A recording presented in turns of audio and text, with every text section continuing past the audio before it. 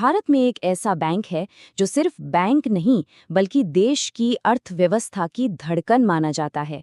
एक पूरा का पूरा फाइनेंशियल एम्पायर। आज हम इसी की दिलचस्प कहानी को समझने वाले हैं। तो चलिए शुरू करते हैं। ये बात कितनी गहरी है। सोचिए, अगर हमारा देश एक शरीर है तो एसबीआई उसकी सबसे बड़ी धमनी। मतलब ये सिर्फ पैसों का लेन देन नहीं है, ये तो देश के कोने कोने तक जान पहुंचाता है, ताकत देता है। तो आज हम एसबीआई के सफ़र की इन 6 खास पड़ावों पर नज़र डालेंगे, इसकी शुरुआत से लेकर इसके फ्यूचर प्लान्स तक, और देखेंगे कि ये बैंक कैसे इंडिया की ग्रोथ स्टोरी का इतना ज़रूरी हिस्सा बना। तो चलिए सबसे पहले हिस्से से शुरू करते हैं। देखिए, एसबीआई को सिर्फ एक बैंक की तरह देखना वो पूरी कहानी नहीं बताता। असल में ये हमारे देश के हर घर से जुड़ा है, बिल्कुल एक बड़े परिवार की तरह। मतलब चाहे गांव का कोई किसान हो या फिर शहर का कोई बड़ा इंडस्ट्रियलिस्ट, एसबीआई हर किसी के लिए है। ये एक ऐसा बैंक है जो सही मायने में हर भारतीय को जोड़ता है। अच्छा, अब थोड़ा पीछे चलते हैं, इसकी जड़ों तक। ये जानना बहुत दिलचस्प है कि ये बैंक भारत की आज़ादी से भी पुराना है। इसकी कहानी हमारे देश के इतिहास के साथ साथ चलती है। तो देखिए, 1806 में इसकी शुरुआत हुई, फिर 1921 में ये इंपीरियल बैंक बना। लेकिन असली मोड़ आया 1955 में, जब आज़ाद भारत ने इसे एक नया नाम दिया और साथ ही एक नया मकसद भी। कह सकते हैं कि एसबीआई का असली सफ़र यहीं से शुरू हुआ।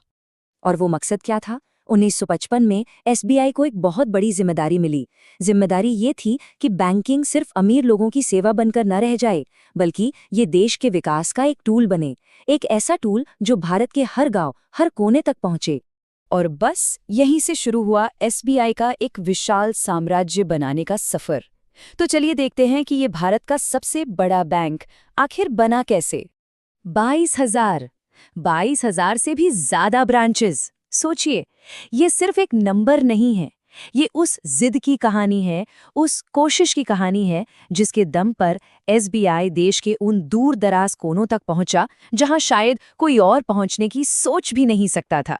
और एसबीआई सिर्फ एक बैंक तक ही सीमित नहीं रहा, ये तो एक बहुत बड़ा ग्रुप बन गया। जैसे SBI life insurance, general insurance, mutual fund, cards. मतलब ये एक पूरा फाइनेंशियल सुपरमार्केट है जहां हर जरूरत का सल्यूशन एक ही जगह मिल जाता है। जैसे ये एसबीआई लाइफ को ही ले लीजिए, ये भरोसे का दूसरा नाम है। लोगों को लगता है कि भाई, जब पैसा बैंक में सेफ है तो जाहिर है लाइफ इंश्योरेंस भी सेफ ही होगा। और यही भरोसा एसबीआई की सबसे बड़ी ताकत है। फिर आया एसबीआई कार्ड्स का दौर। इसने तो भारत के मिडिल क्लास के लिए जैसे एक नई दुनिया ही खोल दी।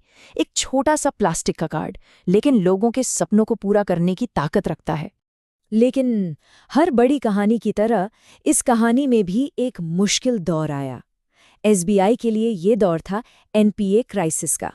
एक ऐसा संकट, एक ऐसी चुनौती जिसने इस इतने बड़े साम्राज्य की नींव तक हिलाकर रख दी थी। और जब ये बैड लोन्स यानी डूबे हुए कर्ज का तूफान आया, तो सबके मन में बस एक ही सवाल था कि क्या ये सरकारी बैंक, जिसे कभी न डूबने वाला जहाज माना जाता था, क्या वो इस तूफान से बच पाएगा? ये वाकई उसके इतिहास का सबसे बड़ा इम्तिहान था। ये जो चार्ट है, ये दिखाता है कि संकट कितना बड़ा था। ये जो लाइन ऊपर जा रही है ना, ये बता रही है कि कैसे डूबे हुए कर्ज का पहाड़ बस बढ़ता ही जा रहा था। और देश का सबसे बड़ा बैंक होने के नाते एसबीआई इस तूफान के बिल्कुल सेंटर में खड़ा था। पर एसबीआई ने हार नहीं मानी। उन्होंने एक प्रॉपर रिकवरी प्लान बनाया। 3 बड़े कदम उठाए गए। सबसे पहले तो एनपीए की जबरदस्त सफाई की गई। फिर जो नया इंसॉल्वेंसी कोड आया था, उसका पूरा इस्तेमाल किया। और आखिर में अपने रिस्क मैनेजमेंट सिस्टम को इतना मजबूत बनाया कि भविष्य में ऐसी नौबत ही ना। तो नतीजा क्या हुआ? पहले जहां डूबे कर्ज से बैलेंस शीट कमजोर थी, प्रॉफिट पर दबाव था, वहीं बाद में एक स्ट्रॉन्ग बैलेंस शीट, दोबारा बढ़ता हुआ प्रॉफिट और एक कहीं ज्यादा मजबूत सिस्टम सामने आया। ये एसबीआई के जबरदस्त कमबैक की कहानी है। तो एनपीए संकट से तो बैंक बाहर आ गया, लेकिन अब एक और चुनौती सामने खड़ी थी, और वो थी टेक्नोलॉजी की दुनिया।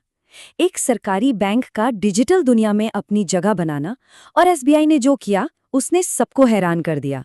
अक्सर ये कहा जाता था कि भाई एक सरकारी बैंक कभी डिजिटल रेवोल्यूशन लीड नहीं कर सकता, वो कभी तेज नहीं हो सकता, मॉडर्न नहीं हो सकता।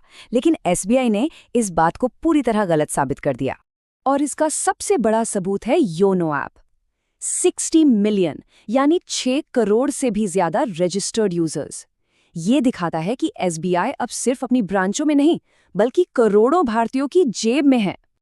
तो अब सवाल उठता है कि आगे क्या? ये फाइनेंशियल एम्पायर भविष्य की तरफ कैसे देख रहा है? चलिए एक नजर डालते हैं। तो देखिए, एसबीआई अब अगली बड़ी छलांग की तैयारी में है। बैंकिंग में एआई का इस्तेमाल, डिजिटल लेंडिंग को और बढ़ाना, ग्रीन फाइनेंस यानी पर्यावरण के लिए फाइनेंसिंग और नए स्टार्टअप्स को सपोर्ट करना। ये है एसबीआई का फ्यूचर रोड मैप। तो आखिर में एसबीआई की ये 200 साल से भी लंबी कहानी हमें क्या सिखाती है? यही कि एक सच्चा साम्राज्य सिर्फ तेज दौड़ने से नहीं बनता, बल्कि सस्टेनेबल ग्रोथ से बनता है, टिकाऊ विकास से बनता है। और शायद यही वजह है कि एसबीआई आज सिर्फ एक बैंक नहीं, बल्कि भारत के भरोसे और उसकी आर्थिक ताकत का प्रतीक है।